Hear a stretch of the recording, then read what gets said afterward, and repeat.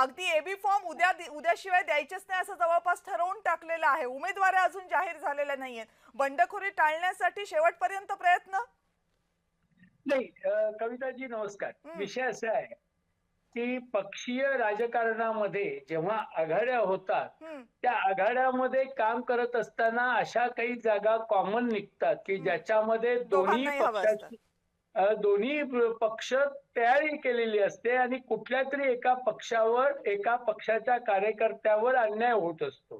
ही वस्तुस्थिती केवळ अ, आमच्याकडे नाही तर सर्व पक्षामध्येही आहे. ठीक. या या सगळ्या प्रश्नावर मार्ग काढणं आणि कौशल्यानं मार्ग काढणं हा फार महत्वाचा विषय हं, हं, असतो. एबी फॉर्म हा जो देणं शेवटी टेक्निकल आहे. हं. पण जागा वाटपाचा जो तिढा आहे, तो कौशल्यानं सोडवणं हे त्या स्थानिक नेतृत्वाचं महत्वाचं काम असतं. बरं. उदाहरणार्थ मी आपल्याला कोल्हापूरला सांगू शकतो, की कोल्हापूर महानगरपालिकेमध्ये महाविकास आघाडीचा जो एक घटक आहे, शरद पवार पक्ष, हं, तो आमच्यातून बाजूला गेला आणि काँग्रेस आणि शिवसेना, उद्धव बाळासाहेब ठाकरे पक्ष यांची युती झाली.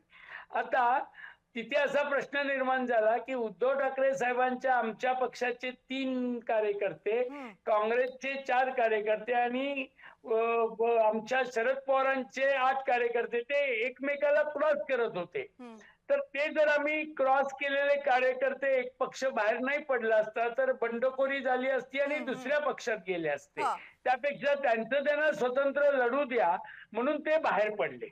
ही ऍडजस्टमेंट, ही सोयी सवलतीचं राजकारण हे हं, प्रत्येक पक्ष करत असतो. उदाहरणार्थ मुंबईमध्ये आम्ही मनसे बरोबर युती केली. हं. मनसे बरोबर युती केल्यानंतर आमचे शिवसेना उद्धव बाळासाहेब ठाकरेचे विद्यमान काही नगरसेवकांना तिकीट देता आलं नाही.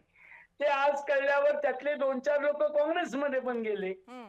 आणि त्यामुळं कविताजी हा सगळा एक्झरसाइज आहे तो मोठ्या प्रमाणात नगरसेवक, मोठा एरिया, मोठं आरक्षण आणि मोठ्या आघाडींनी त्या कार्यकर्त्यांनी केलेली तयारी हं. ह्या सगळा याचा संगम आहे.